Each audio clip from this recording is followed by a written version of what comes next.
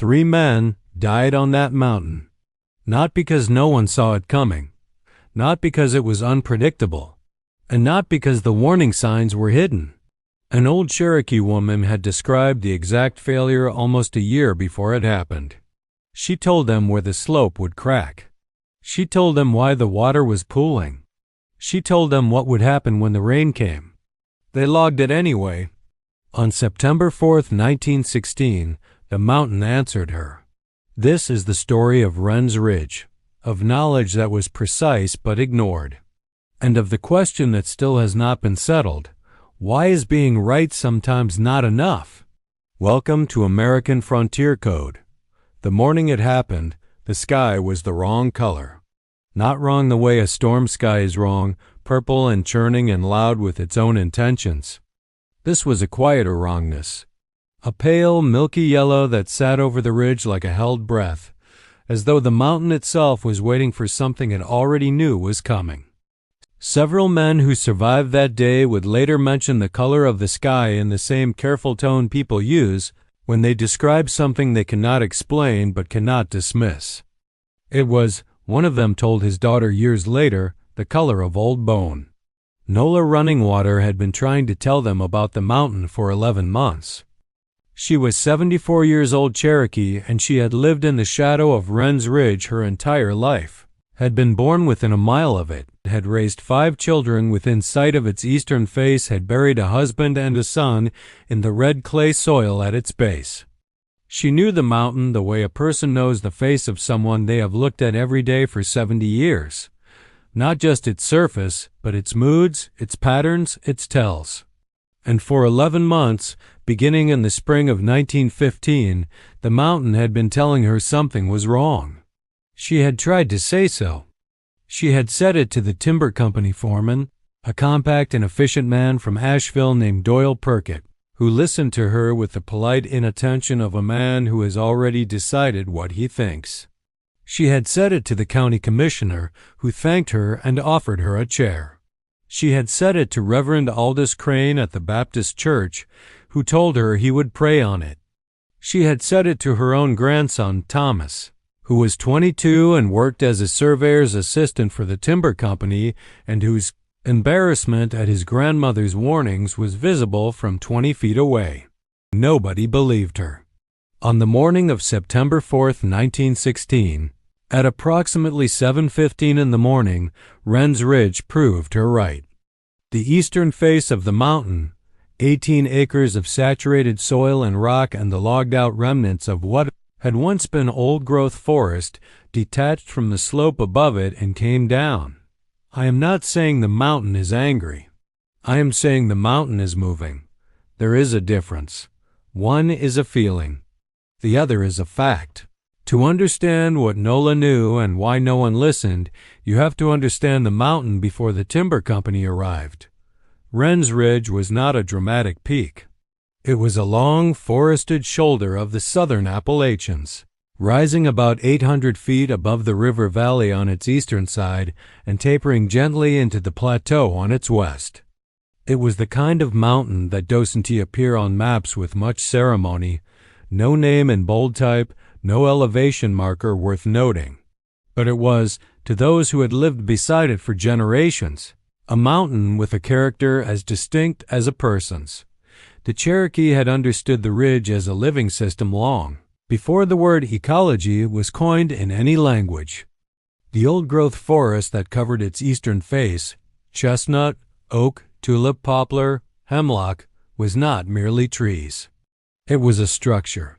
The root systems of those trees, some of them 300 and 400 years old, had woven themselves through the soil and fractured rock of the ridge face over centuries until they were in effect the skeleton that held the slope together. The canopy intercepted rainfall. The roots absorbed it. The deep leaf litter on the forest floor slowed surface runoff to a trickle. The mountain, in short, had been engineered by time into a stable system. Nola had grown up hearing her grandfather talk about the trees the way other people talked about family members, not with sentimentality, but with specificity. This hemlock holds the north draw.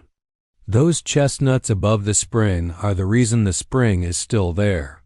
The forest was a map, and the map was a memory, and the memory was a kind of knowledge that did not require books or surveys or engineering degrees. It required only attention across generations.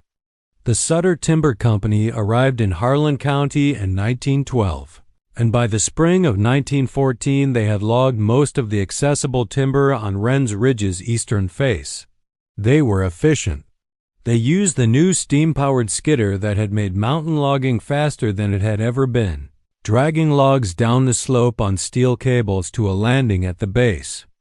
They left behind a landscape of stumps and slash, the branches and tops of felled trees that covered the hillside in a dry, tangled mat. Nola walked the Cutover slope in the spring of 1915 and understood immediately what had been done. The trees were gone, which she had known, but standing on the bare hillside and pressing her boot into the soil, she understood something more specific. The slope was already changing. The soil, no longer held by the deep root webs of the old trees, was loosening. The rills that had always run clear after rain were now running brown with sediment.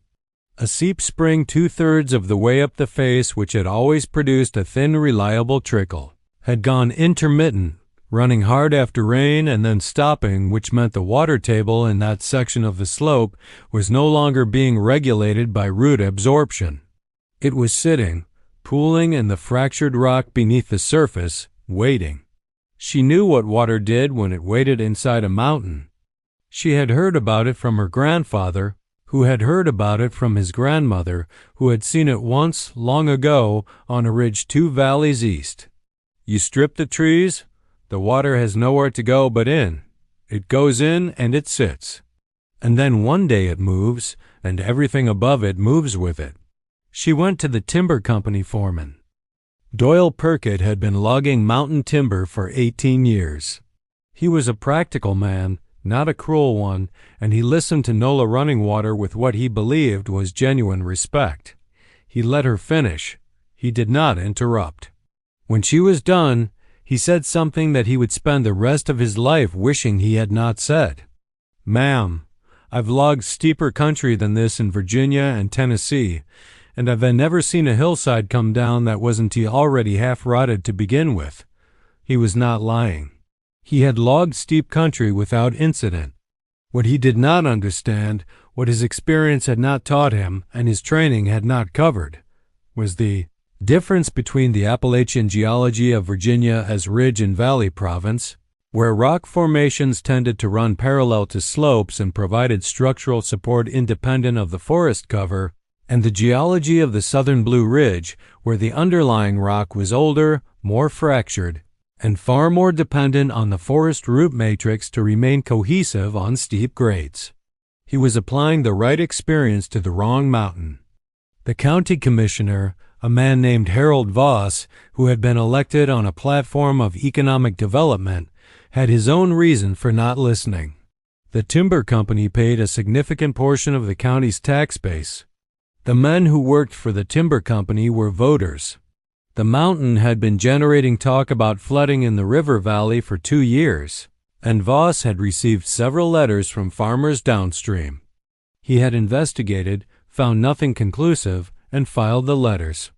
When Nola came to his office in June of 1915, he was polite, as he always was, and recorded her concern in a ledger and did nothing.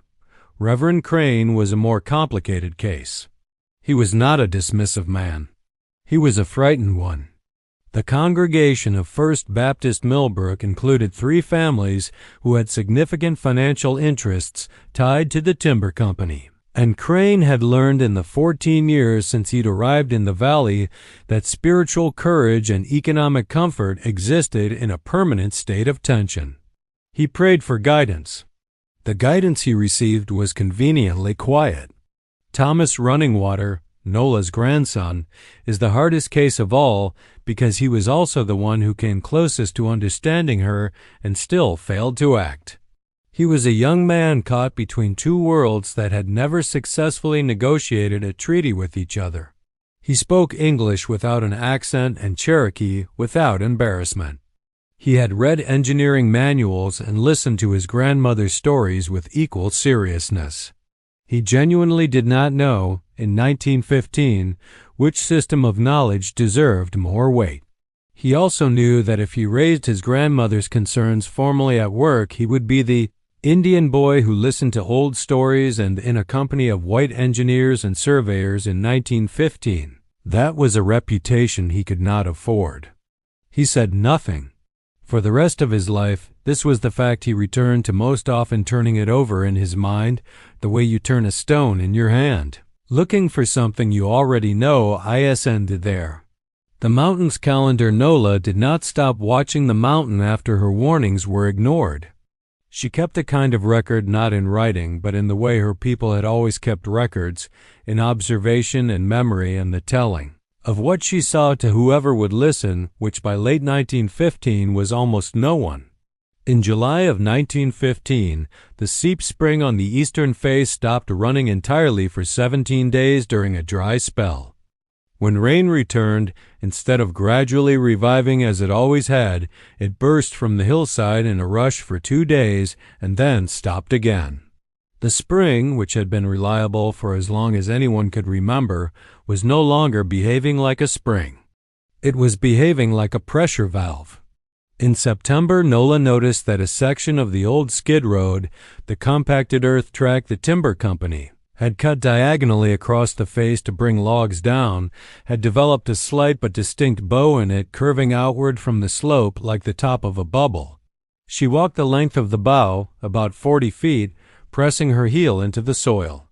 It had the soft, slightly spongy quality of ground that is saturated far below the surface. The skid road was acting as a dam, she realized, catching and holding the water that could no longer be absorbed by the missing root systems above it. In November, a section of that same skid road, about 12 feet long, slumped quietly into a shallow depression, not dramatically, just a slow subsidence as though the ground had exhaled. A timber company worker noticed it and reported it. The foreman classified it as normal settling and had the depression filled with gravel. In March of 1916, Nola found a crack. It was at the top of the eastern face, above the old skid road, running roughly parallel to the contour of the slope for perhaps 60 feet. It was only a few inches wide in most places, filled with debris. If you didn't know what you were looking for, you would walk past it. Nola knew exactly what she was looking for. A tension crack at the head of a slope meant the ground above it was beginning to pull away from the ground below. It was the mountain announcing its intention in the only language available to it. She went to the foreman's office for the second time. Perkett looked at her notes. She had scratched a diagram of the crack's location on a piece of paper and then looked at her. He was a fair man, and something in the specificity of her report made him uncomfortable in a way the earlier warnings had not. "I'll have one of the boys walk it," he said. He sent a young surveyor named Marcus Webb up the slope the following week.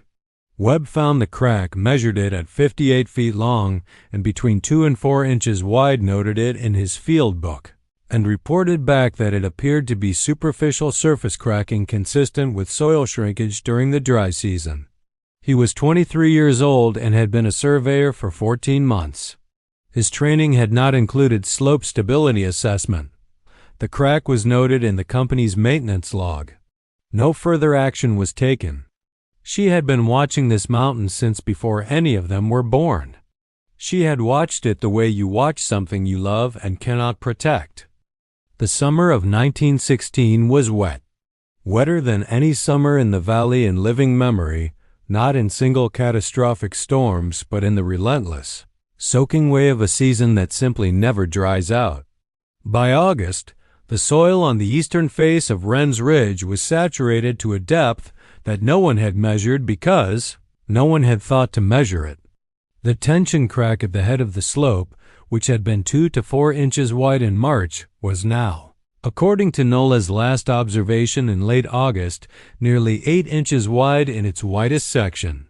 She had walked up to it on the 28th of August and stood at its edge and looked down the bare slope below her and, felt the particular dread of someone who has been right about something terrible for a very long time and knows that being right is about to stop feeling like anything except a catastrophe.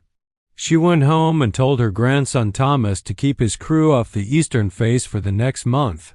Thomas, who had been watching his grandmother watch the mountain for 2 years and who had by now read enough engineering material to understand at least the vocabulary of what she had been describing, told his supervisor the following morning that he thought the upper eastern face should be closed to workers until it could be assessed.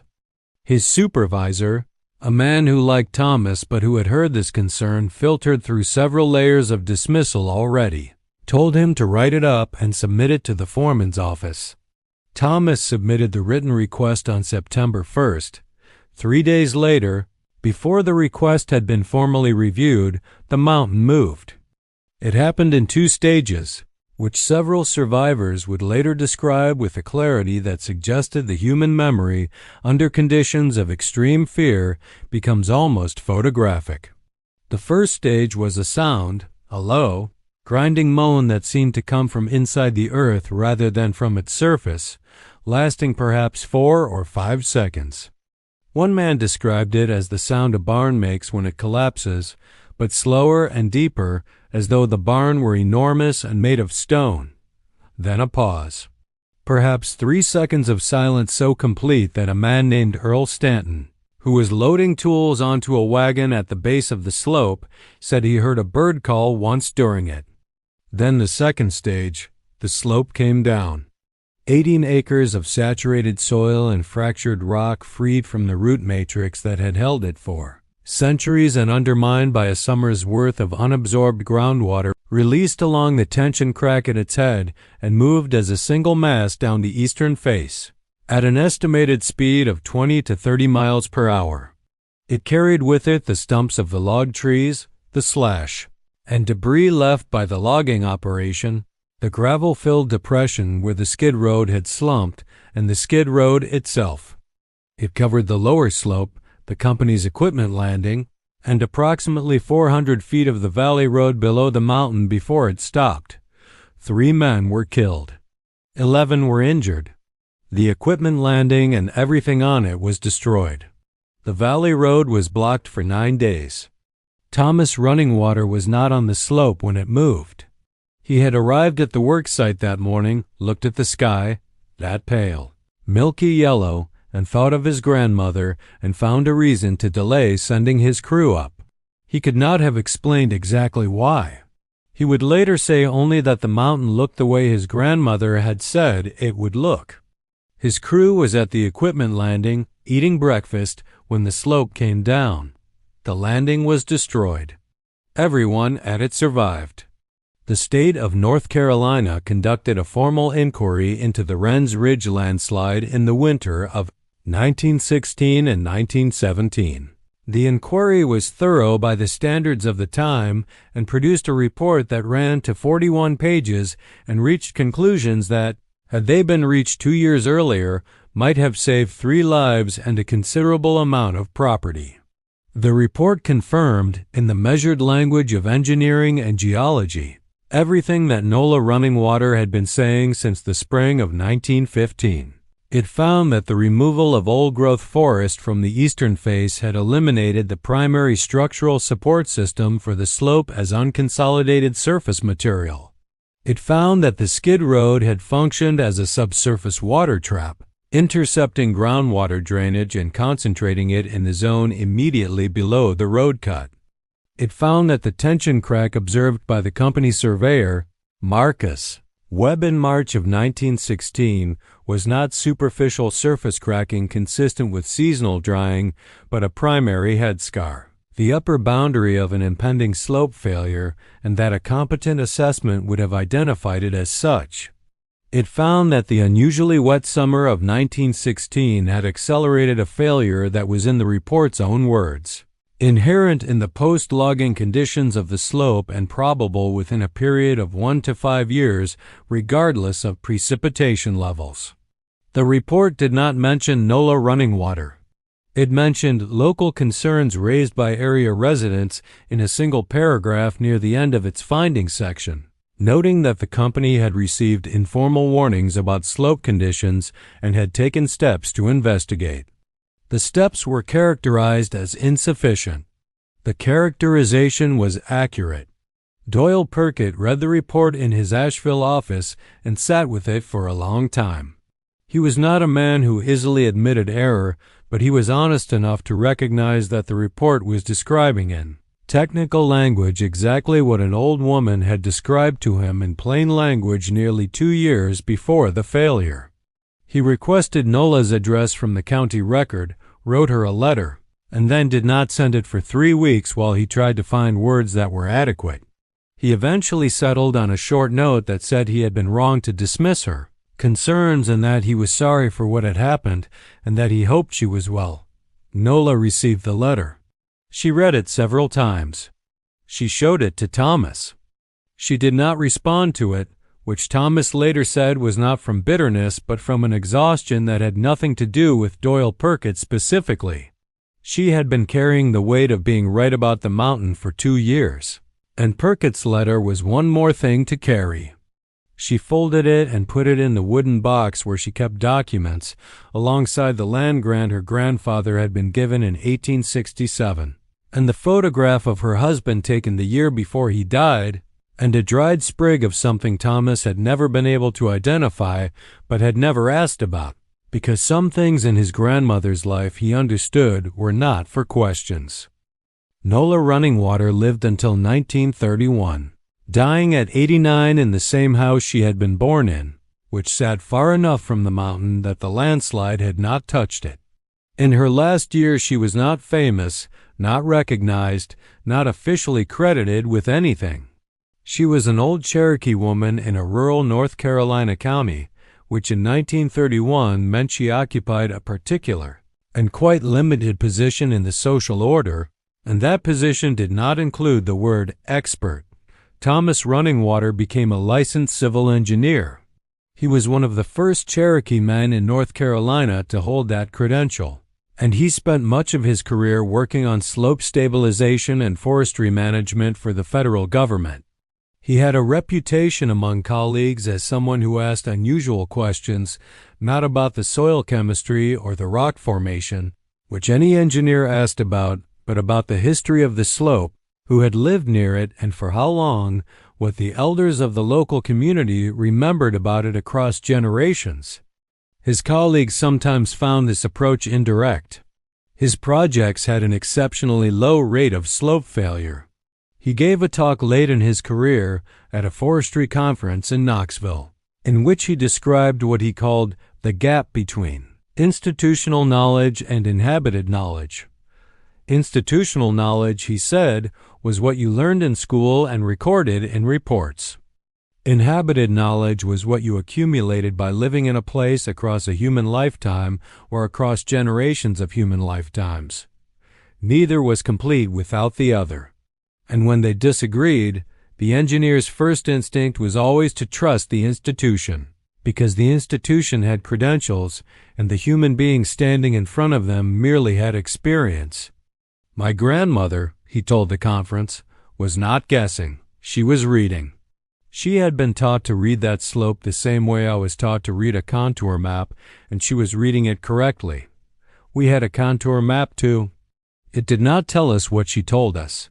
It could not, because what she knew had taken 70 years to accumulate, and no survey crew can produce 70 years of daily observation in a field season. The room was polite. Some of the engineers in attendance found this interesting. Some found it sentimental. A young geologist named Frances Howell, who was 26 and had recently completed her thesis on slope hydrology in the southern Appalachians, found it the most useful thing she heard at the conference and wrote 3 pages of notes during and after his talk.